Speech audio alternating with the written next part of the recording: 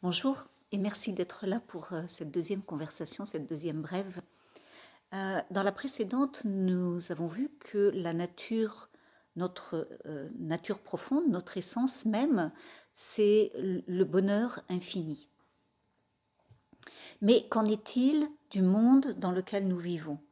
Parce que certainement, nous sommes tous à la recherche du bonheur, mais rares sont ceux qui le trouvent dans le monde.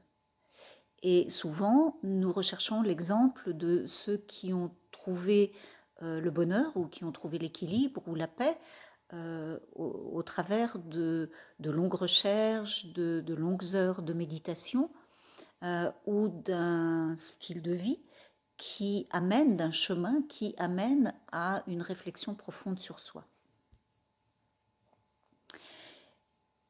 Et souvent, cette recherche s'accompagne d'une séparation d'avec le monde.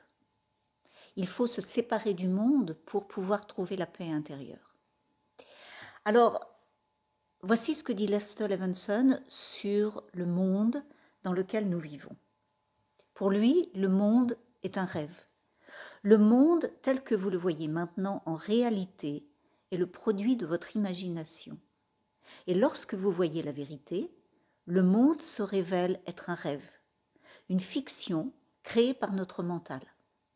Au début, vous le voyez comme un rêve, puis vous le voyez comme un rêve qui n'a jamais existé. En fait, cela ressemble exactement à un rêve que vous faites la nuit. Lorsque vous rêvez la nuit, vous avez un corps, il y a d'autres corps, il y a de l'action, des interactions, il y a de bonnes choses et il y a de mauvaises choses. Et tant que vous restez dans votre rêve, tout semble vrai.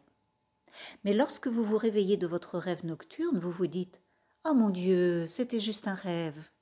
Ça ne s'est pas vraiment passé, c'était juste un rêve. » C'est exactement ainsi que vous allez vous réveiller du rêve qui s'appelle l'état éveillé.